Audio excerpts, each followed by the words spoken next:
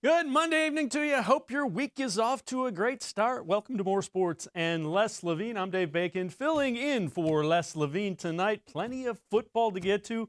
Was a really good weekend for Ohio football. The Ohio State Buckeyes beat Clemson. They'll play for the national championship coming up a week from tonight against the Alabama Crimson Tide. And the Browns, the Cleveland Browns, are in the NFL playoffs.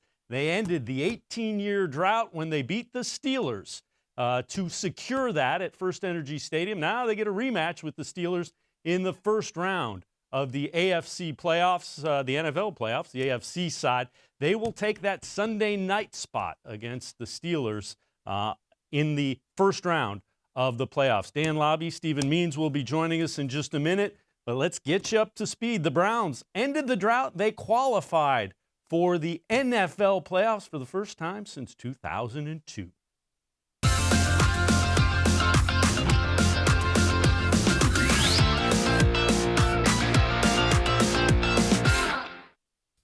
It sure wasn't a thing of beauty, but in the NFL there are no style points.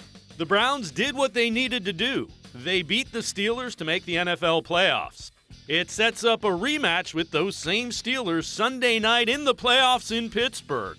The Steelers rested a number of big-time players in the regular season finale, but there are some takeaways. The Browns secondary, down a number of players because of COVID, struggled most of the game, and this was with Mason Rudolph and Joshua Dobbs at quarterback. The Browns desperately need Denzel Ward back, or the Steelers with Ben Roethlisberger at QB will pick apart the secondary and expose the matchups he's looking for against the Browns' inexperienced covermen. The Browns also need to get more pressure on the Steelers' quarterback. Dobbs and Rudolph threw for over 300 yards and 2 touchdowns against the Browns' depleted D. Pittsburgh ran the ball 20 times for 85 yards, better than they have in the second half of the regular season, but not great by any means. And Browns rookie linebacker Jacob Phillips played well, running and tackling in space, something the Browns will need more of in the playoffs. Offensively, the Browns ran for almost 200 yards on the Steelers. It's true, the Steelers rested T.J. Watt, Cam Hayward, and a couple of other big pieces of that D, but the Browns averaged better than 6 yards a carry, and there is something there they can take advantage of. The short and intermediate passing game was also effective. Baker Mayfield took care of the football and used his legs to beat the Steelers' D at times. Both could be important with Watt and company back on the field for the playoff game. Bottom line is the Browns did what good teams do. They won a game they should have based on what was at stake. They earned the right to be in the playoffs for the first time since 2002. Let's see what the Browns do with this opportunity. And when we talk Cleveland Browns football here on More Sports and Les Levine, we welcome in Dan Labbe, Browns beat reporter on cleveland.com, as well as in the pages of the Plain Dealer. Dan, your takeaways from that game. It's a game the Browns needed to make the playoffs. They did what they needed. You nailed it. No style points. It's all about win. It was winning in yesterday, and now it's win or go home the rest of the way. Yesterday was a playoff game. And now, Sunday's going to be another playoff game, and there's only one thing that matters. You score at least one more point than the other team. I don't know if Kevin Stefanski was holding some things back, kind of knowing that the Browns could see the Steelers again, knowing he was going against a lot of Steelers backups across the board, including Mason Rudolph. But the Browns did exactly what they needed to do, and they escaped with the win on Sunday. And now we get to really see these two teams go at it for real on Sunday Night Football. Yeah, it's kind of interesting.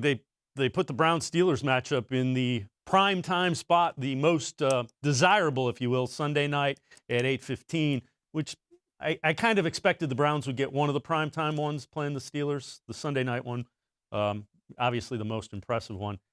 When you look at that game, what are some areas that concern you? And there's obviously a couple, but you've seen this team play every game and have seen a lot of their practices and those kind of things. What concerned you that you saw in the win yesterday? The biggest thing that concerned me was Olivier Vernon going down. When you lose a guy like that who's had such a good second half, all of his sacks have been in the second half. He's had multi-sack games. He was playing well yesterday. He's been good against the run. And when he goes down, and I kind of caught a glimpse of him kind of grab at the back of that ankle when he first went down, and I was a little nervous that maybe it was going to be an Achilles, and we find out today that it is an Achilles, and he is done, and they aren't going to have him. That really hurts because listen, in the NFL, you prepare all week to face a team. And so teams are used to this, but in the playoffs, it just gets ramped up. And now teams are really going to be focusing on every single weakness you have. And there's no way that Mike Tomlin and his offensive coaching staff aren't sitting there saying, hey, we're going to be going against Porter Gustin, Adrian Claiborne. This pass rush just got a lot worse because Olivier Vernon is out. So as troubling as the secondary was, and you hope to get Denzel Ward back, we've talked about linebackers throughout the year. I think losing Olivier Vernon was the most concerning thing that I saw on Sunday. And to magnify it, if you can't cover, one of the ways that you get around that is by pressure. And Garrett is still really coming. Myles Garrett's really coming back from COVID. He's admitted he's not at full strength. So you've got your star pass rusher who's not at full strength. Now 1A, 1B, if you will, is out of there. What do you do? Do you expect more pressure? I mean, the concerning thing is they didn't seem to blitz a lot against Mason Rudolph. I mean, I guess you got to be careful if it's Ben Roethlisberger. Right, and again, I almost wonder if they just didn't want to show too much, or if maybe they didn't want to leave some of those, young guys who were out there playing, like a Robert Jackson, who, obviously was targeted over and over again on Sunday. Maybe they just didn't want to leave those guys on islands too often, which can happen when you blitz. But I would hope that they'll be a little more creative and a little more aggressive on Sunday when they go against Ben Roethlisberger in a game that, you're not going against the backups anymore. You got to go after the big gun at quarterback. You're still going to have to deal with Chase Claypool and Juju Smith-Schuster. So they're going to have to figure out that balance. I thought Jacob Phillips was really encouraging. He actually brought pressure on the interception that MJ Stewart came up with. So I think maybe we could see a little more than that, because the one thing Jacob Phillips really does well, it just seems like he kind of flies around a little more than maybe the other guys in that linebacker. I thought he actually tackled in space pretty well as well. There's a couple where he hit running backs at or behind the line of scrimmage. And then there was a couple where he kind of looked at him like, well, now we see why he's not the Mike linebacker, because he came into the hole and got run over a couple times as well. Right, and the good news is you'll get B.J. Goodson back, so he can kind of take that green sticker back. He can take back that signal calling responsibility, and then you can start to use Jacob Phillips maybe in some of those spots where you were using Mac Wilson. And so now you can have Sione Takitaki out there in spots. You can have Jacob Phillips out there in spots. And look, we all saw what happened with Mac Wilson when he had an opportunity to make a play in the backfield. He's a guy that just really hasn't gotten it done for this team so far this year. So if Jacob Phillips can kind of step in and add some athleticism, add a guy that can do multiple things in that linebacker group, that upgrades what you can do in a lot of ways. What about the Claypool and Smith-Schuster? Those seem to be mismatches just because of their size, their strength. I mean, they were, for lack of a better term, they were posting up some of the guys that were defending him. And the Browns really don't appear to have an answer for that at this point. Yeah, I mean, this is why you need Denzel Ward to come back, and hopefully he'll get cleared to play for that Sunday night, because the one thing that's really always impressed me, well, a lot of things have impressed me about Denzel Ward, but one of the things has been his ability against bigger receivers. I never really look at Denzel Ward and say he's too small to cover that guy. He always seems to make up for any size difference with his athleticism, his ability to rip the football out. So listen, if they're going to throw the ball up to Chase Claypool, I want number 21 out there guarding him. I don't want to have to worry about Robert Jackson being put in that role. It's unfair to expect Robert Jackson to excel in that role. This is a practice squad player. I don't want Terrence Mitchell. I want him to be the number 2 guy. I want him to have to worry about somebody else. I want Denzel Ward out there covering Chase Claypool most of the time, maybe doing a little bit against Juju. But I think Denzel Ward, just that domino effect, can make everybody better. Any idea when in the week we'll find out if, in fact, Ward can play, or how much time he may have to prep? I think we're going to find out as close to game time as possible. I am assuming, and based on what Kevin Stefanski sounded like today, he doesn't want to give the Steelers a whole lot of information, and he doesn't want to let them know if Denzel Ward's going to be out there until he absolutely has to. Now, Ward is not going to be able to come to the facility for practice. This is actually kind of where the COVID protocols help a little bit, because even though he can't be on the field practicing, The Browns are doing everything virtually outside of practice. So Denzel can still pull up the Zoom calls from home. He can still participate in the game planning. He can still be a part of the day-to-day meetings. So in one way, that's kind of how this season has been good, in that it's offered this virtual experience for these guys. So even a guy like Bill Callahan, who's not going to be able to be on the field for practice, he's still going to be able to be in meetings and run meetings. So for Denzel Ward, at the very least, he's not going to be able to get out there and practice, but at least he's going to be able to be a part of the game planning, be a part of learning the game plan, and at least installing it mentally before he has to get out on the field and play. Dan Labbe, Browns beat reporter here on cleveland.com, as well as in the pages of the Plain Dealer. Time for us to take a quick timeout. On the other side of break, Dan will join us. We'll talk Baker Mayfield, how he played, and what the future might look for the Browns quarterback. More sports and Les Levine. We'll be right back after this timeout. Stay with us.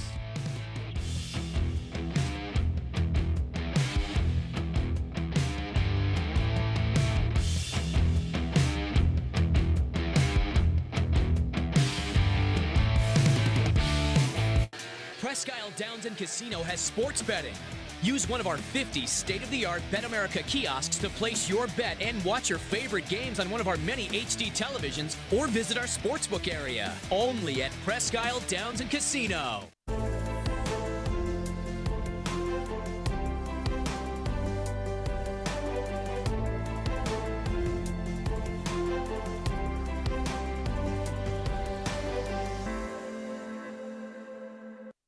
Do you like Ohio State football? Would you like to get information from me, Doug Maurice, about Ohio State football without having to look at my face?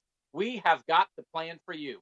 Become an Ohio State text subscriber through cleveland.com. You send a text, 614-350-3315. What do you get?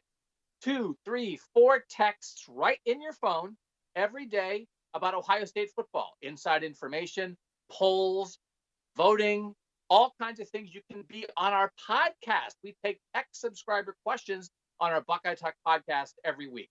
If you really want to be involved with Ohio State football, in season or out of season, become an Ohio State text subscriber from cleveland.com. Send a text to 614-350-3315. 14-day free trial. What do you have to lose? $3.99 a month after that. 614-350-3315. I'll see you in your phone. Tri-C is here for you. Now more than ever, you need a post-secondary education. So I encourage you to start your journey here at Tri-C. The majority of fall classes will take place online, but we've added a variety of formats to meet your learning needs, and we've taken many steps to keep you safe on campus. Whether you're ready to get started or your four-year plans have changed, Tri-C is where futures begin.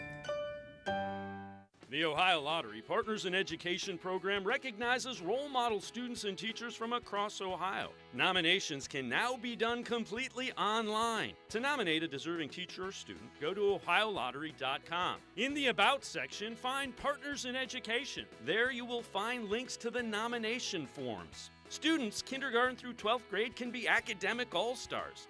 Teachers can be honored as a Teacher of the Month. The Ohio Lottery Partners in Education, where stars shine.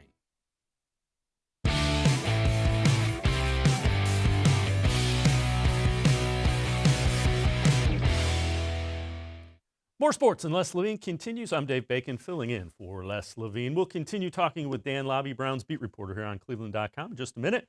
Baker Mayfield at the scouting combine when the Browns were trying to decide who to draft number 1 overall said he was the guy to change the culture in Cleveland. Well, Baker Mayfield has led the Browns to the playoffs and had a chance to answer that age-old question about how he felt about changing the culture in Cleveland. Well, first, I'd say, I've had a ton of help along the way. Like I said, there's been a lot of turnover. There's, very few players that are here that have endured the not so great times, which is why we mentioned guys like Joel and, like you said, Miles didn't win a game his rookie year, but there's a turning point. And all it takes is you have to weather the storm. You have to be able to take those punches. I have a good buddy.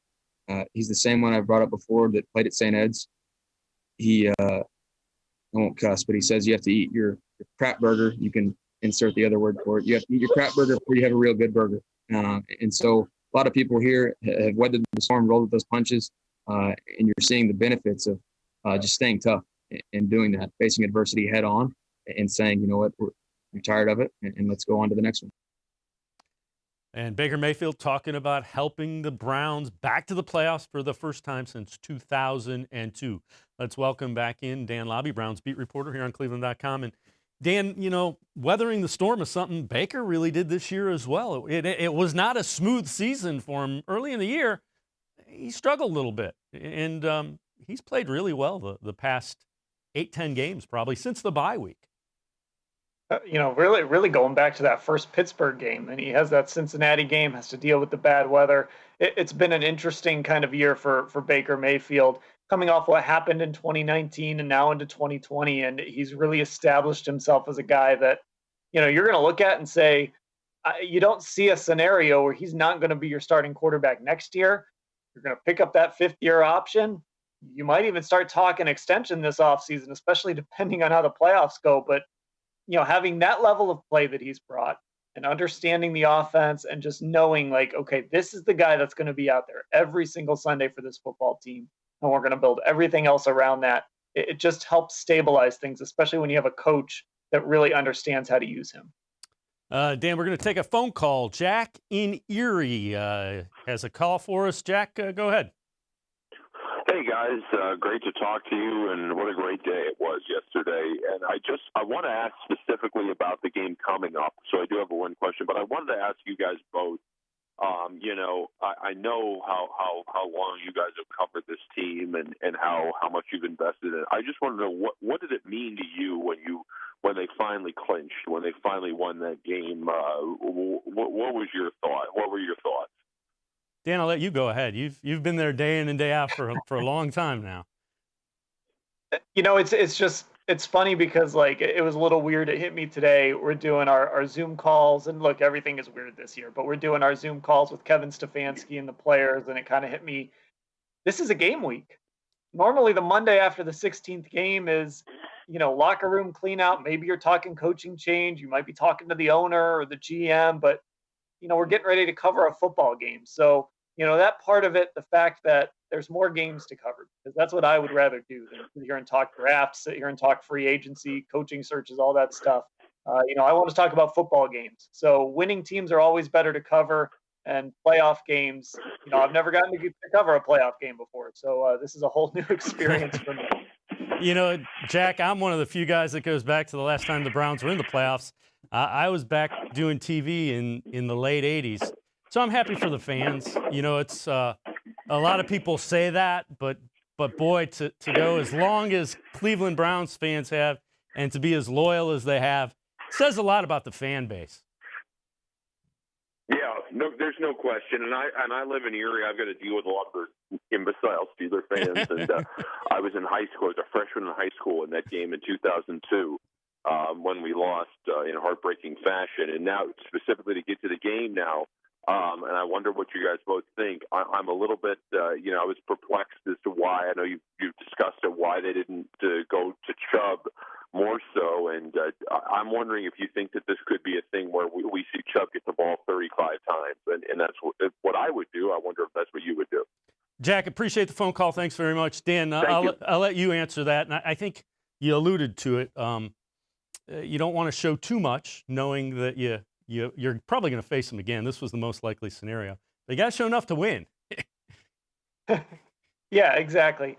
You know, the thing about the run game, and it's always interesting to hear it discussed. And look, Nick Chubb was incredible yesterday.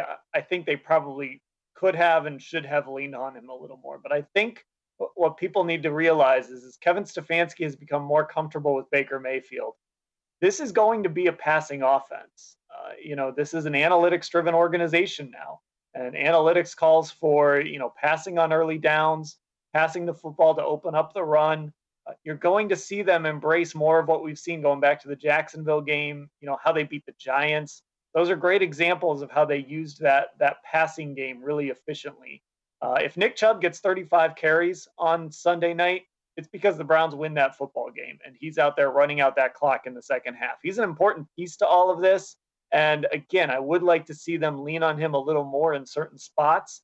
But ultimately, this offense in its kind of final form, whether we see that Sunday or we see that next year, whenever that is going to be, I think, at least a relatively pass-heavy offense.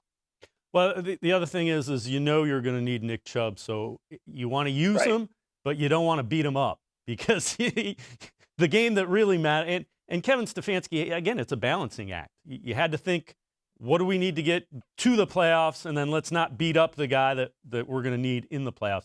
The other thing I think has been impressive, the decision-making of Baker Mayfield has improved greatly, and you saw him beat the defense a couple of times in key situations with his legs. I think as he's gotten further along in this, he's found a number of different ways to break down defenses. Right, and it just kills you when he makes those runs as a defense because, he's not Lamar Jackson or Josh Allen. He's not a guy that going in as a defense, you're thinking we have to plan for this guy running because Baker's not that type of athlete. He's not, you can kind of cover up for some things. You don't have to have like a spy on Baker Mayfield. But if that play gets extended long enough and your defenders just aren't anywhere around, we've seen it. And he had that long run yesterday. I believe it was the second longest run of his career. We've seen that this is a guy that can make plays with his legs and do just enough. If he needs 4 yards, he'll get you 4 yards on that third down, and it just kills the defense when that happens. I think the thing that I liked about that long run that you're referring to, I think he recognized it was zone or a man defense, and everybody ran him out. I mean, there was nobody around him. I think it was a recognition part that he's kind of developed into as well. Yeah, he's recognizing those things, and he's not running himself into trouble as much. I always go back to that first Steelers game where that second interception he threw. We love to talk about the pick six, and with good reason when we bring up the struggles in that game. But that second interception he threw, he was extending the play, and then just threw the ball up for grabs, and it was an interception. And you don't see him making those mistakes. He knows when he's able to extend a play, and he knows when he can run, and he knows when to just bail on a play. And I think that's really been the biggest difference for him in the second half of the season. Yeah, I would agree. His decision-making has gotten significantly better. Dan Labbe, Browns beat reporter here on cleveland.com. We're going to take a timeout. When we return, Dan and I will focus our attention on the upcoming game. We turn it ahead and start looking at the Steelers game Sunday night in prime time, AFC Wildcard Weekend. More sports and Les Levine. We'll be right back. Stay with us.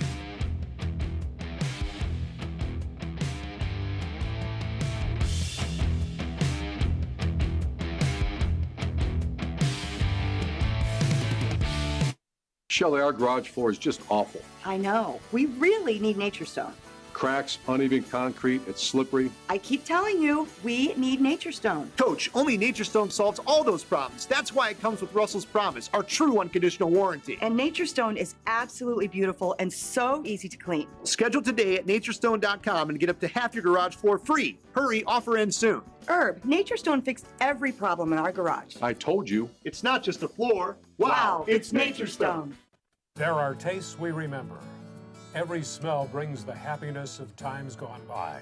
Experience this every time you walk into Gallucci's Italian Foods. Whether you need lunch on the go, a catered party, or that perfect blend of wine, meats, and cheeses, Gallucci's has exactly what you're looking for. Straight from Mama's kitchen for old world traditions or original experiences.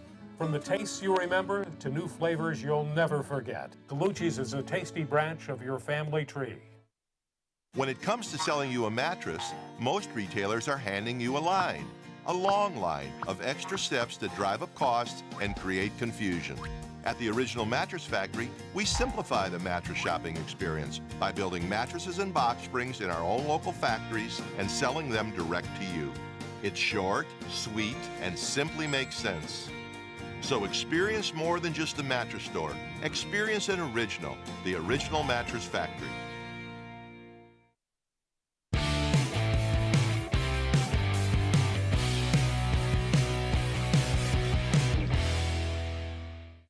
Welcome back to more sports and Les Levine. Dave Bacon filling in for Les tonight. Well, we've mentioned the Browns getting ready to play the Steelers in an AFC wildcard matchup. And the national guys, Stephen A. Smith in particular, was asked to assess the chances that the Browns have. And he said, in the end, do I expect the Cleveland Browns to win this game? Hell no. They will go to the Steel City this Sunday. They will go down. It's nice you're in the playoffs. Now it's time to go home. Stephen A. Smith on ESPN talking about that Browns and Steelers matchup. Let's welcome back in Dan Labbe, Browns beat reporter here on cleveland.com. And Stephen is nothing if not verbose. So, Dan, I mean, the Browns certainly have a chance to win this game. Would I make them the favorites? No. Would it be an upset? Yeah, but to dismiss their possibilities, I think is going a little overboard, but that's what he does. Yeah, I wouldn't put it that way. I think they certainly have a chance to win this football game. I don't know that I'm going to pick them to win this game, but look, to me, there's two teams in the AFC that I would say I don't think the Browns could beat right now, and that's Kansas City, obviously. And I would actually put Buffalo in that class because I think Buffalo is just rolling. Their defense is playing really well, and Josh Allen is just a problem for everybody. I actually really want to see how Buffalo matches up against Kansas City if we get a chance to see that matchup here in the postseason. But the Steelers, I don't put in that class. This isn't the team that the Browns played in October, and the Browns are the team that played the Steelers back in October. These are two entirely different teams. You know, with Ben Roethlisberger, we're talking about one good half of football against the Colts in the last month. So I think we still got to see it from their offense, to be honest with you. So, no, I don't think this is a game where you look at and say that the Browns have absolutely no chance to win. Well, the early odds makers in Vegas have the Browns as 4-point underdogs, which was kind of surprising to me. I thought it would be a little higher. When you look at this game, what has to be different for the Browns to win this game? What do they need to do better than they did or as well as they did to make the outcome the same with all the Steelers regulars back in it? They're going to have to create pressure. And I mentioned Olivier Vernon early, how much that hurts, but they're going to have to create pressure. And I know that Ben Roethlisberger is one of those quarterbacks that, you know, he can thrive under pressure, but this also isn't Ben Roethlisberger of, you know, whatever, 5 years ago or even 3 or 4 years ago. He doesn't have quite that amount of mobility anymore. And I just think if you can move him around a little bit and make him at least a little bit uncomfortable. Ben's never really uncomfortable. He's always been a guy that thrives in chaos, but to me, you know, we've talked about the issues in the secondary. This defense is boom or bust. So you've got to figure out a way to force a turnover or create a turnover or a couple of turnovers. And that starts with creating pressure up front. So Myles Garrett needs to have a big game. And then somebody else on that defensive line, whether it's Adrian Claiborne or one of those guys inside like a Sheldon Richardson, they've got to step up and create the kind of pressure that can force a turnover. And the Browns did get an interception yesterday. They're 10-0 when they get an interception, when they get a turnover. When they win the turnover battle, they genuinely win the game, which is, I mean, that's as simple as you can make it. Turnover, win game. Right. It's such a cliche, right, to sometimes talk about that turnover battle. But you're right. This defense is specifically built to force turnovers. And they hadn't forced one since the Tennessee game. That actually surprised me a little bit when I looked it up after the interception yesterday. But they had not forced a turnover since they played Tennessee. And with this defense, they just simply aren't talented enough or built to shut you down play to play. They're going to give up some drives. They're going to give up some points.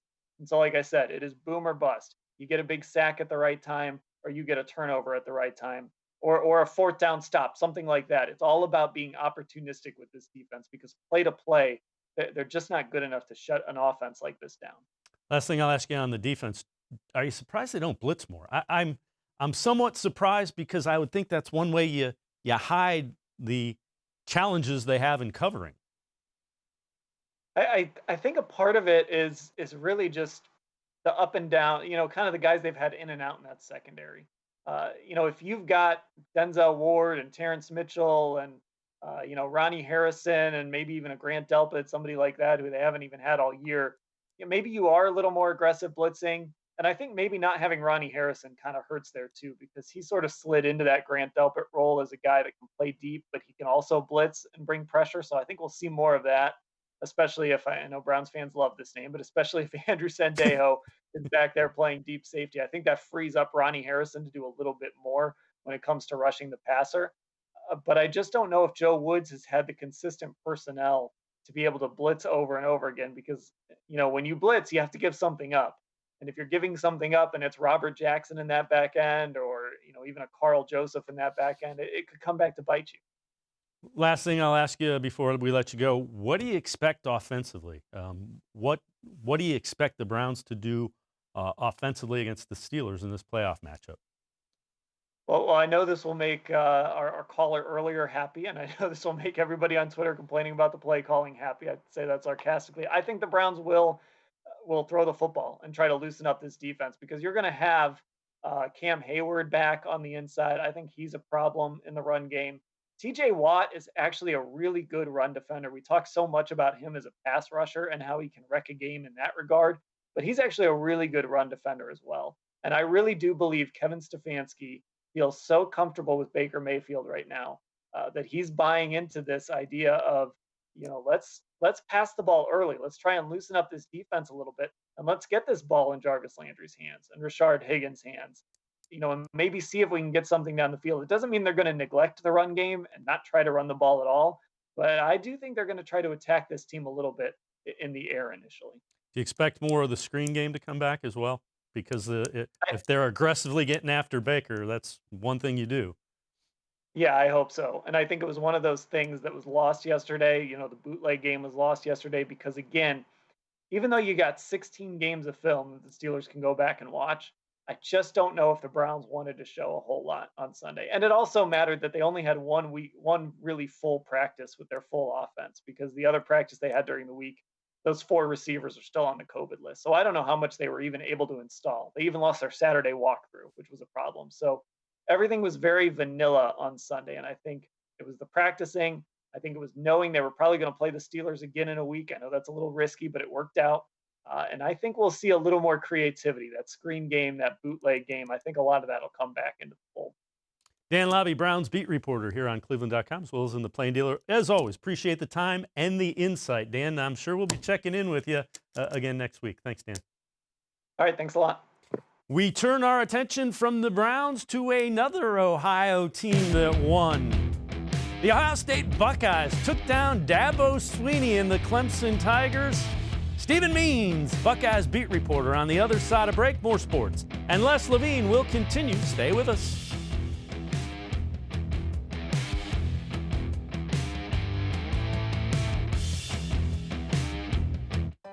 We're living in uncertain times, but you don't have to put your future on hold. At Tri-C, you can move ahead while staying safe and saving money. The majority of fall classes will take place online, but we've added a variety of formats to meet your learning needs, and we've taken many steps to keep you safe on campus. Whether you're ready to get started or your 4-year plans have changed, check out Tri-C's programs and resources, because Tri-C is where futures begin. Well, hello, everyone. Let me tell you a little bit about Browns Football Insider. For only $3.99 a month, you can get text sent right to your phone each day from me, Dan Labbe, Scott Pasco, and Ellis Williams. In addition to that, you'll receive a Football Insider newsletter every day with special things from us, things that you won't see anywhere else on the site. You'll get breaking news, analysis, features, film breakdown, and things like that. Texting us directly gives you a great chance to cut through the clutter of Facebook, Twitter, other social media, and avoid the trolls. Also, it's the only way to get your questions on the Orange and Brown Talk podcast. So why should you sign up? Try a 14-day free trial. You can cancel at any time. All it takes is one text, but you won't want to cancel. We have hundreds of subscribers join us over the last year. They love it and have stayed with us. We're seeing the Football Insider community grow every week. And it's only $3.99 a month, which is less than 14 cents a day. What I like most about Football Insider is the opportunity to connect with you one-on-one and really communicate with you. So how can you become a Football Insider? You can click on cleveland.com/Browns, the blue banner at the top of the page. Or easier yet, text me at 216-208-3965.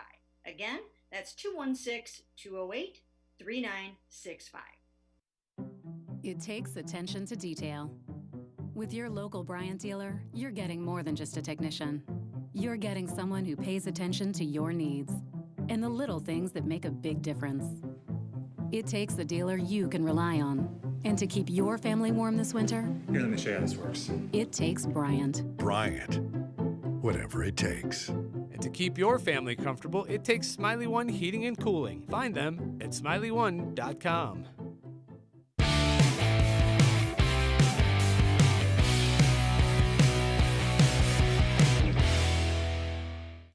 More sports, and Les Levine continues. Dave Bacon filling in for Les Levine. You look at the Ohio State Buckeyes, and they put everything together against the Clemson Tigers. Kind of shut up Dabo Swinney, who voted the Buckeyes 11th overall in the last poll. They sure looked a whole lot better than that in dismantling his Clemson Tigers and earning a trip to the national championship game against the Alabama Crimson Tide. We welcome in Stephen Means, Buckeyes beat reporter here on cleveland.com. Stephen, appreciate the time. Take me through just your impressions of the way the Buckeyes played against the Clemson Tigers and what impressed you. Yeah, that's the best game they've played all season in every aspect. Defensively, Justin Fields in the passing game, the running game, we've seen that grow over the last couple of games here. The receivers, I mean, Ryan Day's play calling, everything clicked at a time when they probably needed it to click. Now, some of that was probably emotional driven given how last season's game ended. But yeah, everything came together. And I think this is the Ohio State team that coming into the season before, things got canceled and we had that circus of events, we thought we would see from Ohio State all year. That was one of the two best teams in college football. And that's what we saw from Justin early on in the season, and everything's clicking at this.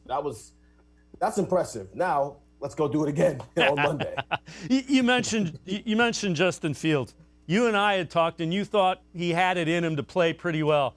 Did you see him coming out and doing what he did against the Clemson Tigers, though? I mean, he struggled in that Big Ten championship game, and to come back from that hit and play the way he did, you can't say enough about the heart that he showed. Yeah, I guarantee you hit me in my ribs like that, I'm not playing football for the rest of the day. That's not happening. The 22 or 28, yes, because he's been that efficient for the bulk of his career outside of the Indiana game and whatever that Big Ten championship was. He's been pretty efficient. So that part, yes, the 385 passing yards and 6 touchdowns, I don't know if anybody can ever predict the guy's going to be that good and receivers are going to be that open and he's going to have deep shot after deep shot. No, I can't sit here and promise you and tell you I thought he would be all that. But I did think that he and Trevor Lawrence would maybe get into a little bit of a duel there and maybe it turn into a shootout. That would be the only way Ohio State would win. And that's what he pulled off. And the only bad thing he did all day was he overthrew a Chris Olave on one pass that should have been a touchdown. Oh, well, he just hit him later for a 56-yard touchdown pass.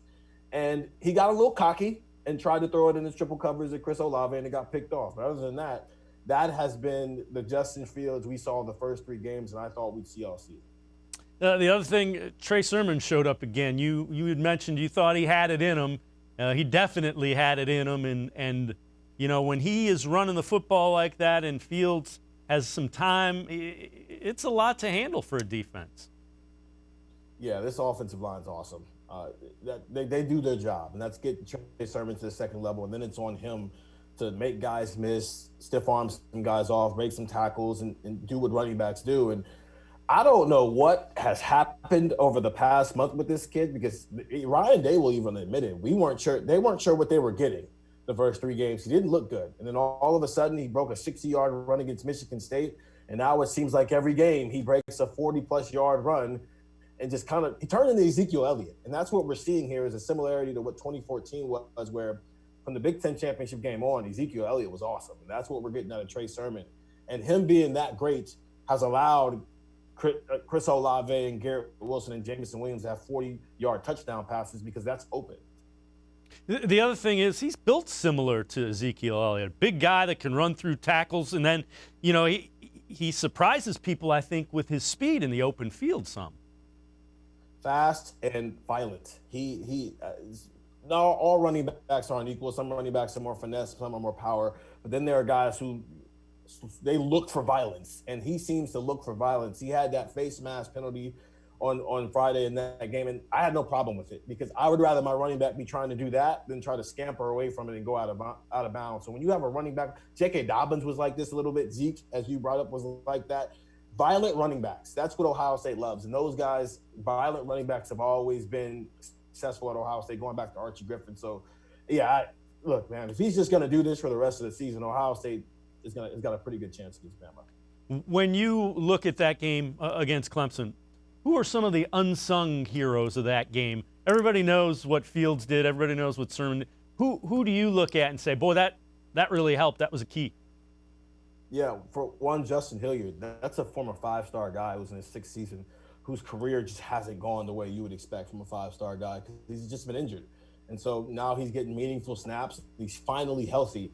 And he looks like a five-star guy that he was when he got here in, I think, 2016. So that he's been a huge boost, especially to that linebacker group who hasn't been whole since the Indiana game, because they've had Baron Browning miss a game because of COVID. They've had Tuff Borland miss a game because of COVID. And so he has been a huge factor for that team. And Josh Proctor, look, I said it before the season started that I think he would be the difference between Ohio State winning a national championship and losing another playoff game to say at Clemson. Last year, he's the reason why Trevor Lawrence ran for that 67-yard touchdown. And he's been pretty solid this year. He hasn't been awesome. He hasn't been like Malik Hooker where all of a sudden he's a first-round NFL draft pick, but he's been very solid in that single high safety role. And once again, we're in a position where he might be the reason why they want to lose on Monday.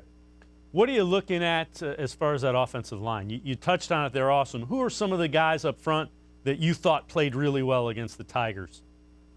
Yeah, I mean, Wyatt Davis has been pretty well all season. He's an All-American for a reason. I think Nicholas Petit-Frere, a former five-star first-year starter who we weren't really sure about because he hadn't hit yet. He's hit this year, and he's going to have a decision to make after this season because he's in a similar situation that Wyatt Davis is, where his third year in the program, he's a starter, and he shows out. And he might go to the NFL, he might come back. We'll see. But the guy I want to focus on is Paris Johnson, true freshman who is really their sixth best offensive lineman, but we haven't been able to see him. And the game we would have saw him was the Michigan State game, but he also had COVID. So he was one of the offensive linemen that didn't play. So this was his first meaningful snaps. Think about that. True freshman, offensive lineman, his first meaningful snaps come in a college football playoff game halfway through the first half. That's the first time we see him. And he looks like a veteran. He doesn't look like an 18-year-old kid. He looks like a 22-year-old senior, and he's bulldozing linebackers and defensive linemen all over the place the moment he steps into the game. That guy's going to be a starting left tackle next season. Right now, he's in more of a backup role, but that's a guy where the name Orlando Pace comes up a lot. He's embraced that. Stephen Means, Buckeyes beat reporter here on cleveland.com, as well as in the pages of the Plain Dealer. We're going to take a quick timeout.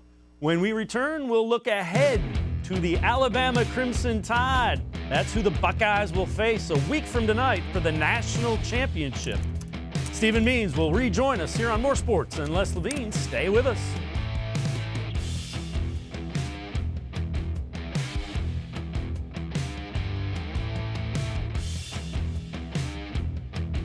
Shelly, we really need to get Nature Stone in our basement. I know, Herb, and it would look great in our laundry room, too. Coach, only Nature Stone is perfect for your basement and laundry room because it never needs replaced like damp carpet and moldy tile. That's why it comes with Russell's Promise, our true unconditional warranty. And Nature Stone is absolutely beautiful and so easy to clean. Schedule today at naturestone.com and get up to half your basement or laundry room floor free. Hurry, offer ends soon. Shelly, Nature Stone is perfect for our laundry room and basement. I told you. It's not just a floor. Wow, it's Nature Stone. When it comes to selling you a mattress, most retailers are handing you a long line of extra steps that drive up costs and create confusion.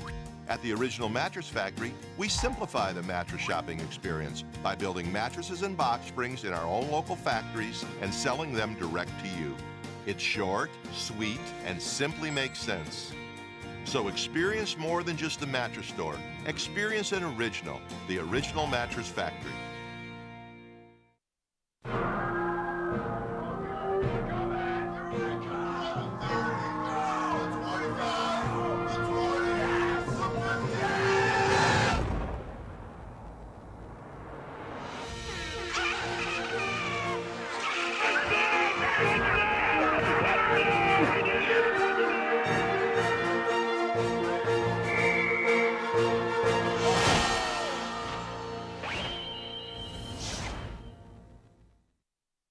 Presque Isle Downs and Casino has sports betting. Use one of our 50 state-of-the-art Bet America kiosks to place your bet and watch your favorite games on one of our many HD televisions or visit our sportsbook area. Only at Presque Isle Downs and Casino.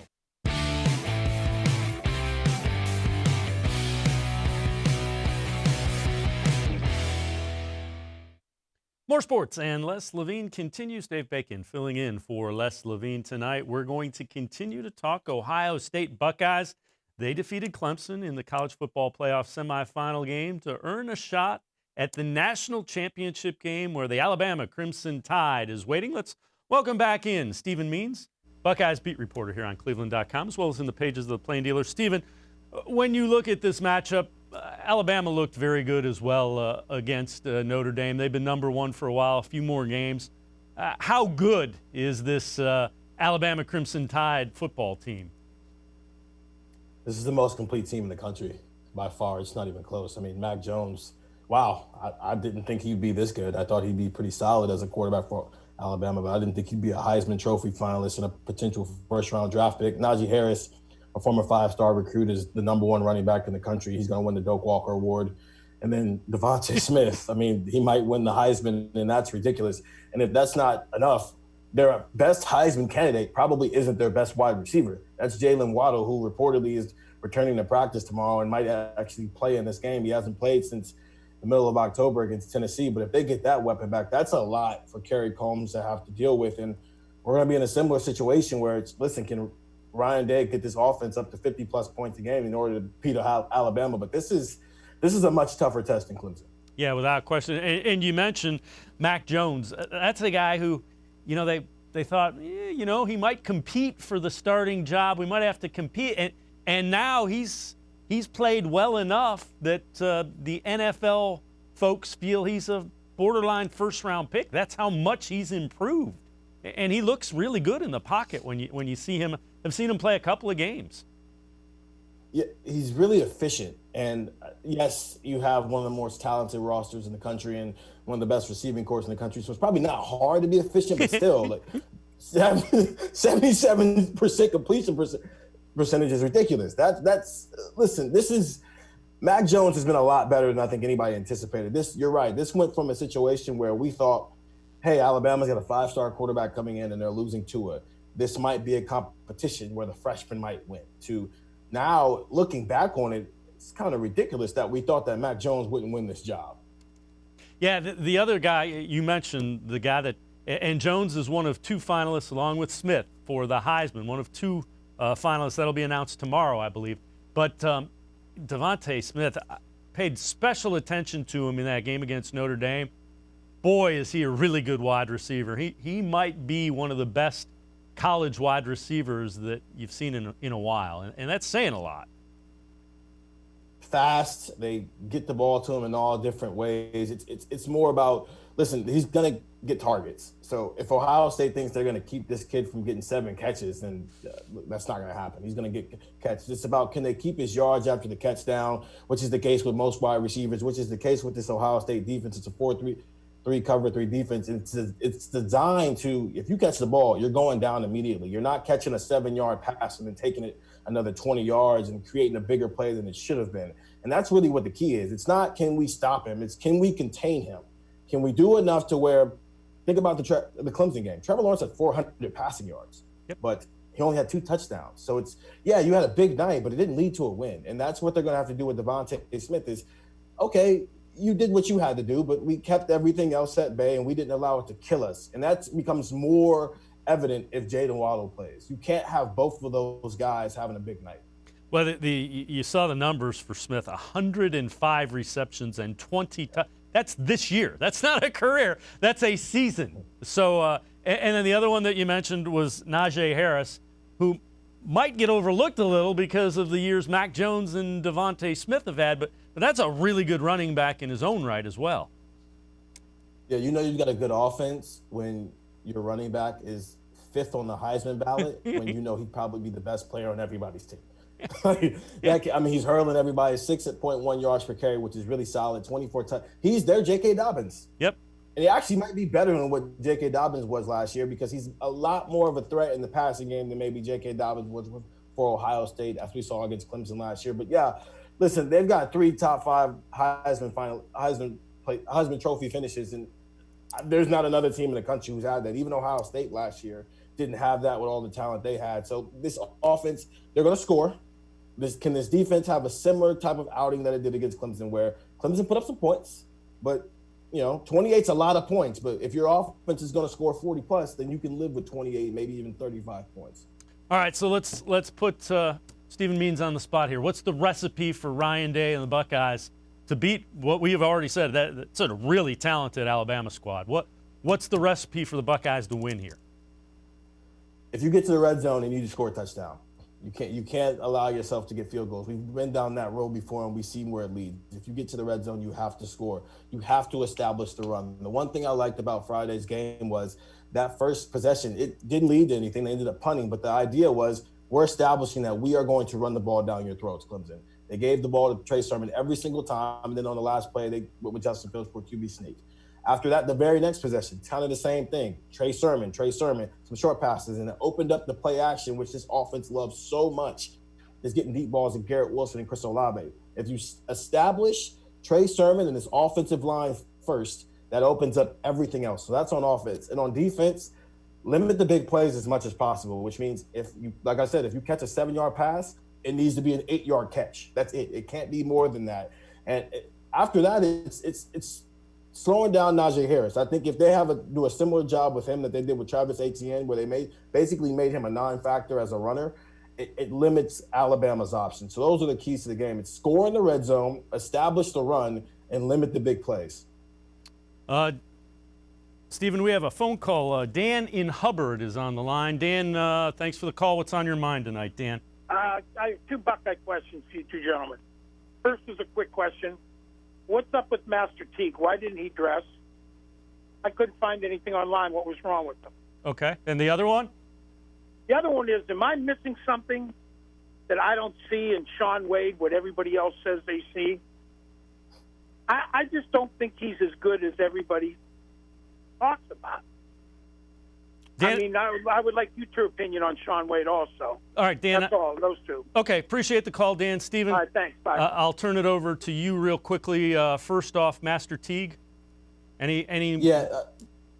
Go ahead. Ryan Day, they don't come out with an actual injury report. They don't discuss that. But the idea, we're pretty sure he's in concussion protocol because during the Big Ten championship game, he was walking around without his helmet. And if someone's taking your helmet from you, you probably have concussion, or at least in the protocol. So we'll see. Well, hopefully we'll get a chance to ask Ryan Day about what his status is and whether he'll be back for the national championship game or not. But that's what's going on there. And as far as the Sean Wade situation, I think Sean Wade's fine. He's not Jeff Okudah, but then again, there are very few people who are Jeff Okudah. And that's part of the problem here with Sean Wade and even guys on this defensive line is they're coming after maybe what the best version of that position at Ohio State has looked like. Jeff Okudah didn't give up anything, while Sean Wade has, played some better receivers than what Ohio State played last year throughout the season.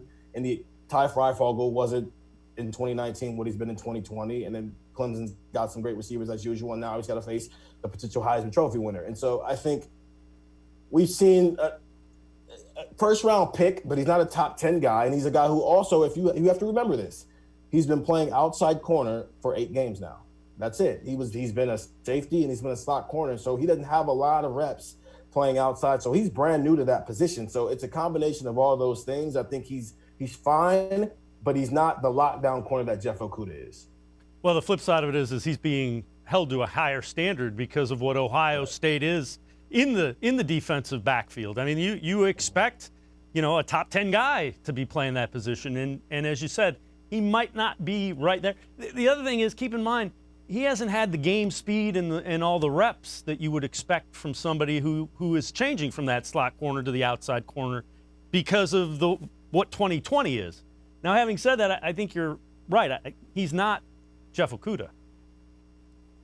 Yeah, I think the limited play has created maybe a boom or bust situation for him where he's gotten some interceptions and has a pick 6, but at the same time, he might give up a 45-yard touchdown just because a wide receiver catches the ball on him, which happens.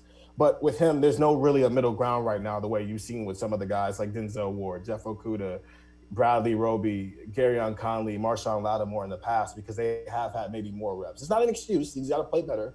But it's when you put it in perspective of what he's been throughout his career here in comparison to some of those other guys, it kind of makes sense why he's not maybe at that same level. The other thing that is going to be of paramount importance, what do you think of the injury to Justin Fields? I know he came in there and continued to play. Was it a rib thing? Do we know? Do you have any thoughts on what that injury was? And will he be close to 100% or 85% or able to just go out and play? Yeah, it's funny. I don't know how many games Justin Fields has played in that mattered most, where he's been fully healthy. It seems like we get to this point every year, and it's, oh man, is the knee going to limit Justin as a runner? Is the thumb going to limit it as a thrower? Is ribs going to be the reason he can't play? Ryan Day was asked about it today, and obviously he didn't go into it, but it does seem like Justin Fields will be ready to play on Monday. Now, will he be at 100%? I don't know, but he wasn't 100% against Clemson either, and he threw for 385 yards and 6 touchdowns. So I do think it's an issue to watch. I am interested in, how it affects how often he runs, but I think the good thing that might come out of it is if he doesn't run, we saw he can check down now. He's not just locked in on one receiver all the time. He's willing to go through his progressions and even check down to Trey Sermon if needed. So I am assuming he's going to play, and I am assuming to some level of extent the rib is going to be an issue, but not in a way that I think it cost Ohio State the game. How do you see this one playing out? What do you expect from Ohio State? What do you think is going to happen in this one? Yeah, I'm not ready for a score on it. It's way too early in the week, but I will say, I think we're in for a shootout. I think both of these sides have talent on both sides of the ball. This is as talented as it gets. I think Georgia, by 247 Sports ratings, is the only roster with more talent, and Georgia doesn't have a Justin Fields or Mac Jones, which is why they're not playing in the playoffs. I think we're going to see a shootout where it's going to come down to a stop here or there. Maybe it's 24-21 at some point in the game, and someone's able to put away a series of stops and they score at the same time and score 21 or 17 points in that span, and that's where they break away. I think that's where this is headed. It's either it's a few stops, but if you have the ball and you're rolling, you have to continue to score. Stephen Means, Buckeyes beat reporter here on cleveland.com, as well as in the pages of the Plain Dealer. As always, we appreciate the time and the insight. I'm sure we'll be checking back in with you, Stephen. Thanks very much.